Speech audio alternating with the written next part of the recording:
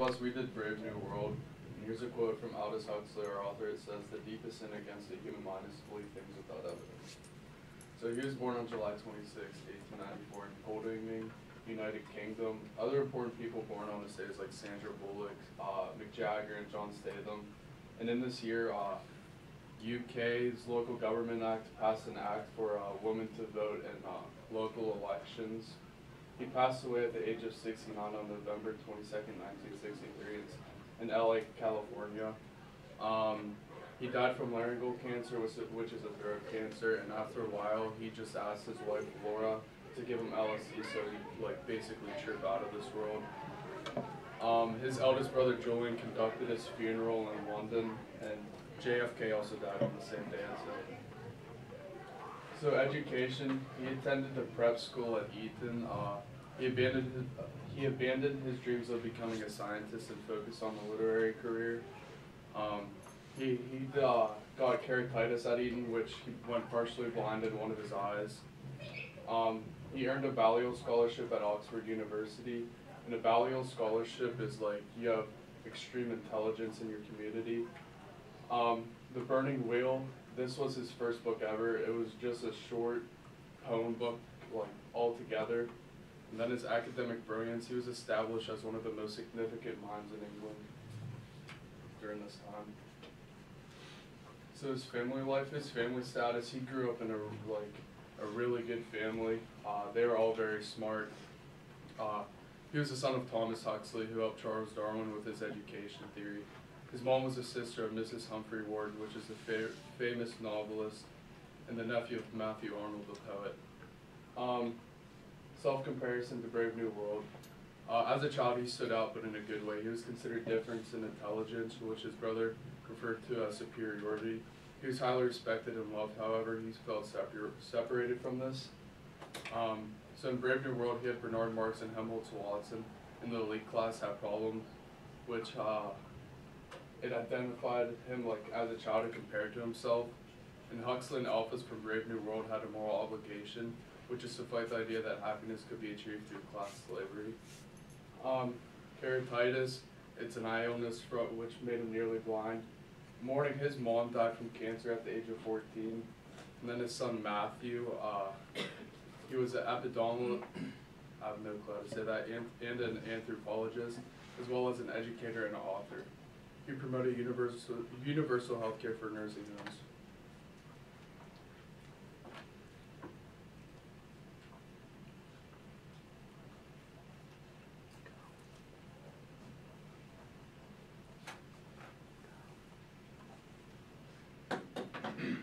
So his writing career, he started at Oxford, nothing really to it.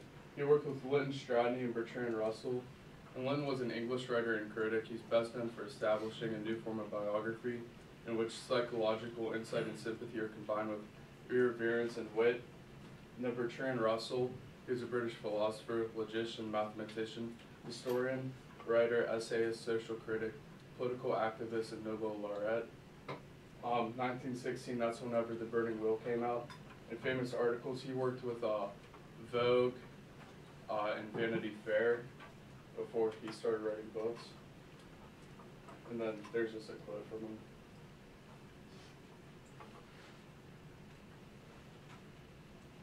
Alright, the key symbols. Soma. Soma is comparable to like acid or LSD and mushrooms in real life. They like send you on this bad trip, like out of this world, like how Tanner said about him getting his wife to send him out of this world. That's how this whole book is. It's everywhere. And yeah, that's it.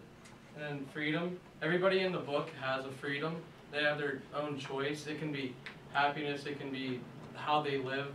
And at the end of the book, they go down to the world state, and they can't believe that they chose their freedom to be how they lived and how clean they were, because it was very dirty where they lived.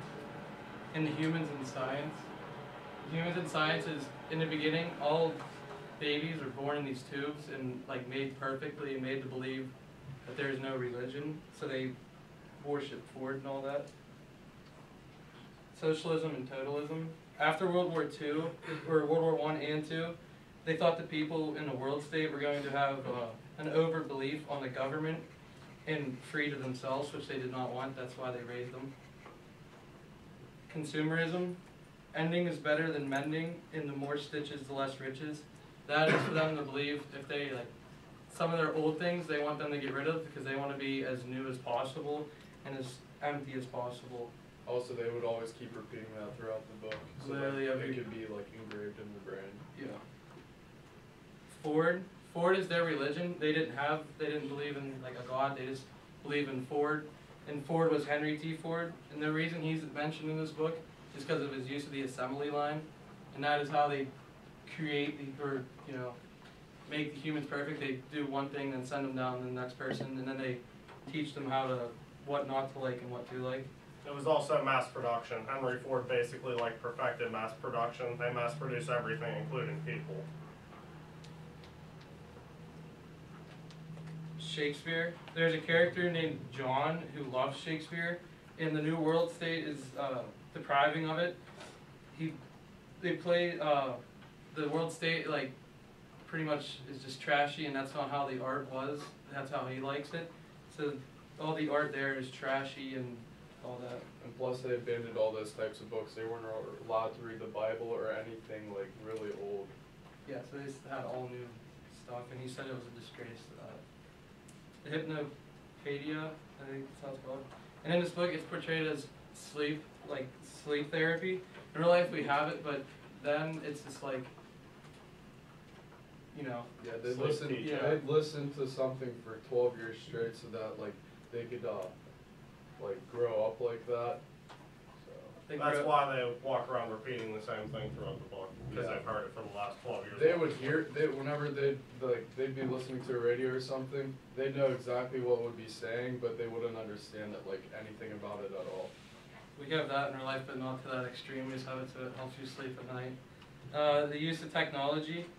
Technology really isn't a big play in this book because they think it's overrun, and if it gets overrun, the government can get too strong, and they can depend on without the help of them, which is not what they want. And happiness and truth. And in the world state, the people are given the choice of happiness and freedom. They can choose how they live and what they do with their life, but if it gets too out of hand, they can stop them from liking the happiness and basically freeze them there. And in the book, there's 5 different castes. It's alpha, beta, gamma, delta, and epsilon. And alpha is like the most superior, and then epsilon is like basically a nobody. So they don't really get along either too much.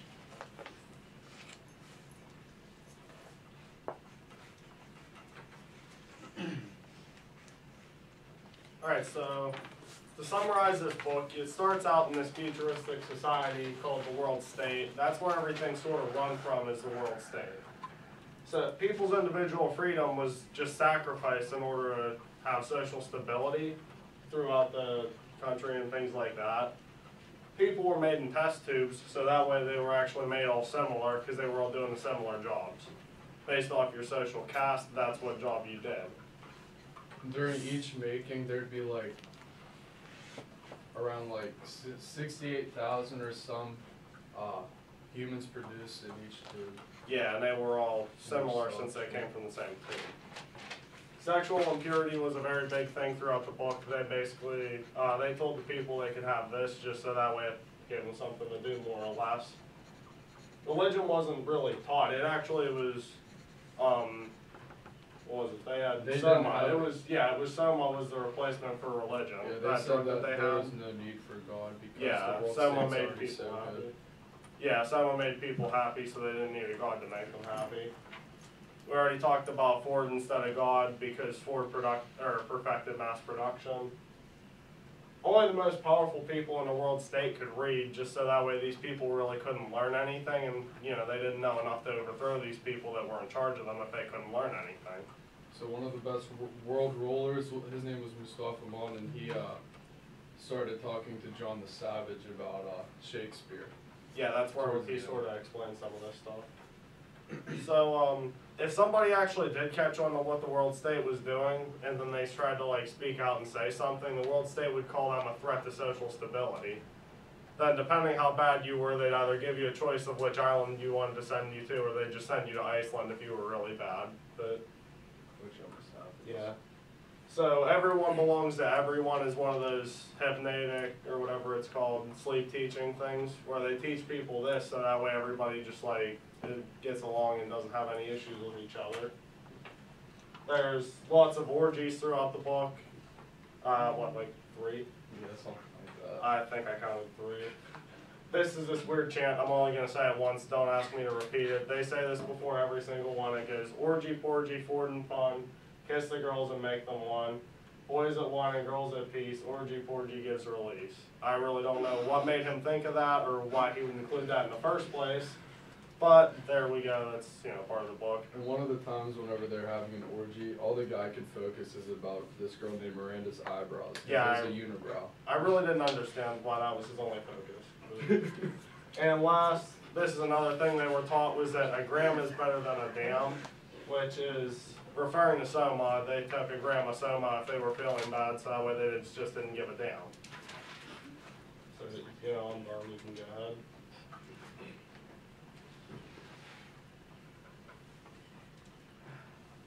Alright, so Huxley had some pretty interesting comments on society. One, it was, he actually said that we're moving towards this society, which I read that and I said, oh, this is crazy, but I thought we would include it just because we could. Then yesterday I was reading about how the UK is very authoritative, and oddly enough, this book takes place in London, which is the capital of the UK. So we very easily could be moving towards this. He said that mankind has very little chance to save itself from its own power, just saying that we're basically going to self-destruct one of them days. He sees himself as like a voice crying out in the wilderness. He doesn't think people are listening to him because he thinks this is what we're moving towards, but nobody believes him. And last, he said, man will unleash power they cannot control. That sounds kind of like artificial intelligence to me, but you can go ahead. And last, kind of what makes this novel dystopian is that there's no real individual freedom. Everybody's the same, so they're kind of forced to be what they're made to be. They can't really be anything more or anything less. There's no religion at all, so these people just, they have nothing to believe in. There's nothing really there for them. There's a very large drug problem that the government actually regulates, but it still is a very large problem throughout the book. You just see it get worse. And the assigned social castes really don't seem like something I would want to be a part of. I couldn't see that. But that's in the book as well. That sort of makes it dystopian.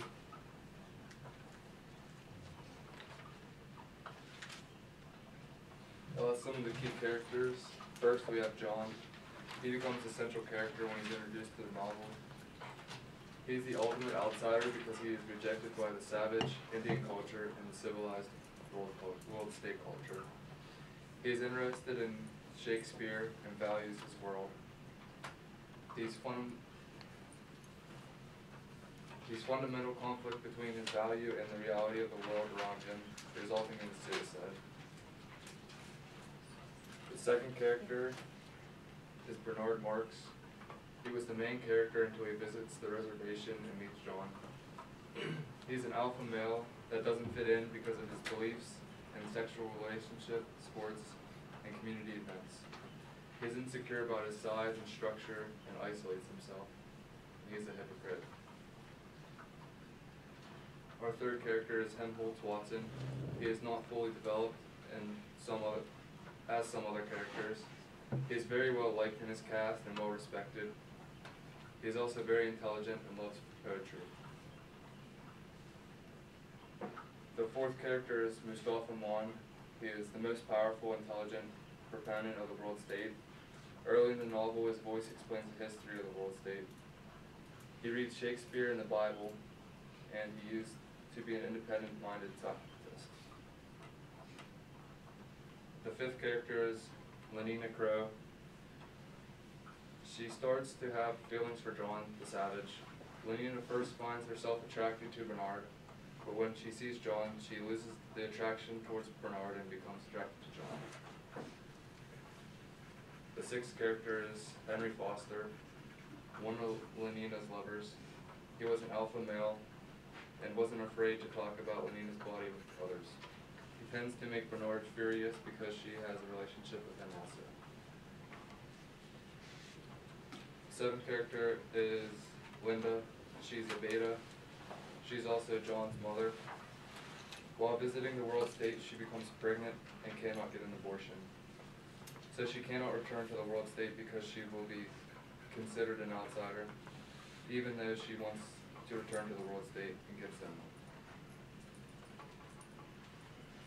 The eighth character is the director. He's a more threatening figure because he has the power to send Bernard to Iceland, but also is vulnerable because he is the father of John the Savage and can get kicked out of the world state. Alright, so something in the beginning when each cast is born, they get split up into each like selections, such as like an alpha or beta or something like that. And they have this bookshelf and flowers, and and the babies are on a tased floor, and if they start moving towards the bookshelves and the flowers, they get tased. So the flowers represent exploring. They're not allowed to explore anything else besides the world state. In the books, they don't want you to learn anything else about education besides the things that they're teaching. Also, natural birth, because it doesn't happen in the world state, they're actually taught that it's pretty much repulsive, which is why it's such a big deal about the director and Linda having a son. So that's kind of why he's so worried about everybody finding out about that. Yeah, whenever Linda went to the world state, she went to one of the hospitals where there's no chance in living. And whenever John the Savage found out, he basically went berserk and started throwing all the soma out the window and everything.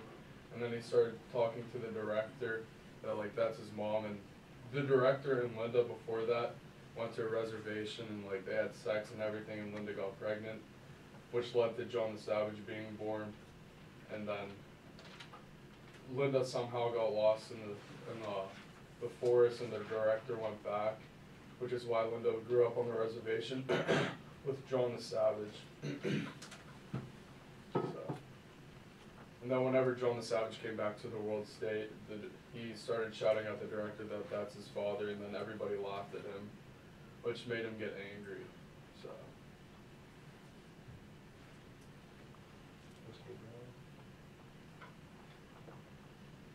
And there's my works cited page again. You need to provide a better summary of this novel for them, because I guarantee they have no idea what you're talking about.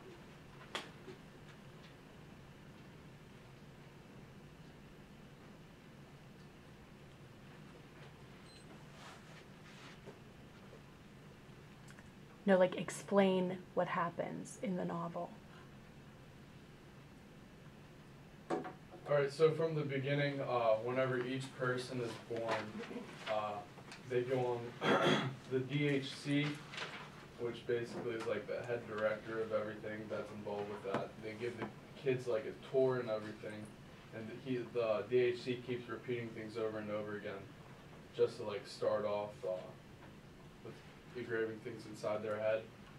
And so the kids are forced to write all these notes, they have no clue what they're writing, even though I didn't even know what they were saying half the time. And then after that, that's whenever they're moved into the room with the tased floors and such that I was discussing earlier. And then after that, they're kind of in this playground, and they play around naked so that they can get used to everybody. There's no difference in everybody, so that quote, "Everyone belongs to everyone," that shows something right there. Get going from that. Well, let's see. They after that, we kind of saw where everything was kind of government regulated. Everybody had government regulated transportation and housing. All their drugs were regulated by the government. And Bernard Marx and Helmholtz Lawson, they're two very well educated alphas, and they basically they want to change the world state and everything. And so whenever Lenina and Bernard meet up, Bernard and Lenina, they start to form this bond and such. And then the director threatens to send Bernard to Iceland, which is like a bad place to be sent to because he's trying to change the world state and everything. And then they go to the Feelies, and Bernard like isn't really having it, and then he takes Lenina on like this helicopter ride, and Bernard just doesn't say a word because he's just so fed up with everything. And then that leads to the reservation talk. They go to the reservation and they start talking to Linda and John the Savage and everything there is completely different. They go to the mountains and they sleep at night to think about like their spirit animal. And then they get hung up on a cross and they get treated like Jesus Christ whenever they're on the cross. And John the Savage really wanted to be a part of it because he was excluded because of his blonde hair and his racial color. And so he'd be up on a cross for like 3 days pretending that he was part of everything. And then whenever they first showed up to the reservation, there was a fire and there was music and it looked like a fun time, but they have this like reunion or whatever, and each person gets whipped, and he was just praying that he'd get whipped sometime. So after everybody was done, he'd whip himself so he could feel a part. That was, they were sacrificing that one kid because they were in a drought. That was basically it. They were just beating him until he was done, and then they would help him out whenever he was done. But all the blood was shed as a sacrifice, is what that was. And like I said before, whenever John the Savage and Linda, they finally got persuaded to bring them to the world state, everybody was hyped about it. Everybody was begging Bernard Marx to bring John the Savage out so that like they could meet him and everything. They didn't believe that the reservation was a real place. And so once everybody started to like wanting to see John the Savage, he didn't want any part of it, so he would just stay inside. And so Lenina had a thing for John the Savage, and she'd always like try to seduce him or whatever, but he like never did anything with it. So one night, Lenina tried getting in John's pants after John tried asking her to marry him, but that didn't work out, so he got all pissed off and everything. And then he gets a call from the hospital saying that Linda, which is his mom, is like about to die and everything. So he runs to the hospital and he starts throwing all the soma out the window saying it's like basically a dead end and it's really, really bad for you. And then all hell breaks loose and there's a riot and everything. Bernard Marx and Helmholtz Wasson tries to break everything up, but that doesn't really work out. So after that, John the Savage, he gets, he moves out of like the city, if you want to call it that, and moves to a more suburban area.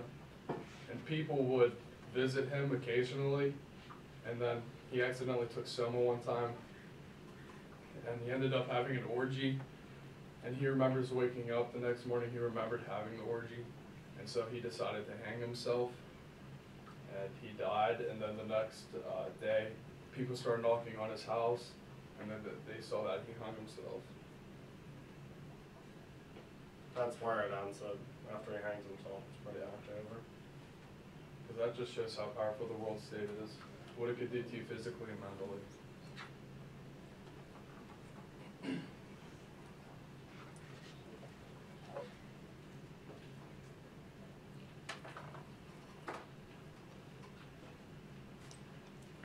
Do you have a slide on themes?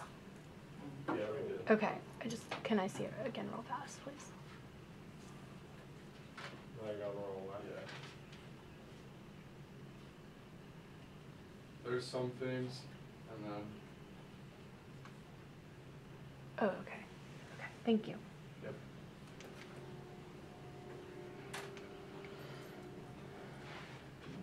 Since everybody else is like drugged by these drugs and think everything's great, Bernard Marx and Helmholtz Wasson refuses to take it, which is like an eye-opener for them, and they realize how bad the world state is, and that where the incapability of happiness and truth comes in, because their whole life is a lie and it's fake happiness because they're always drugged up on soma.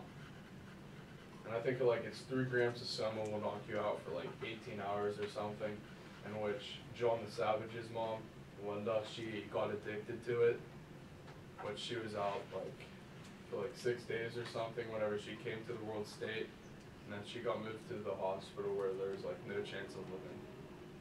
and that's why John the Savage got so mad about Selma. They also didn't really try to save people in this book once they hit a certain point. They were just taught that death was like a natural thing, it was gonna happen, so just like try to stop it. Yeah, also, they don't have funerals either. No, Basically- death is just not, it's a normal occurrence, it's nothing major to these people. Yeah.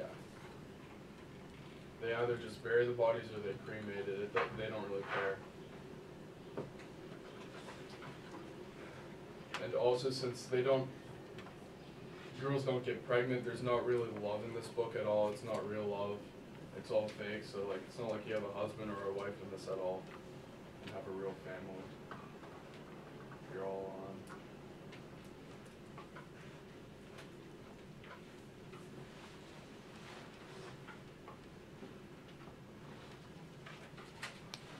Questions for the boys? What are the last two names on here? That's a delta and an epsilon.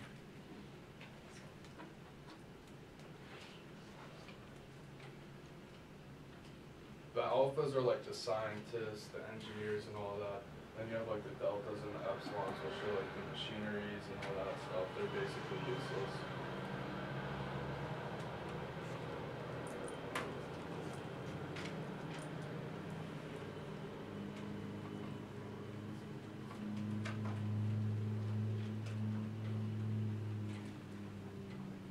Other questions?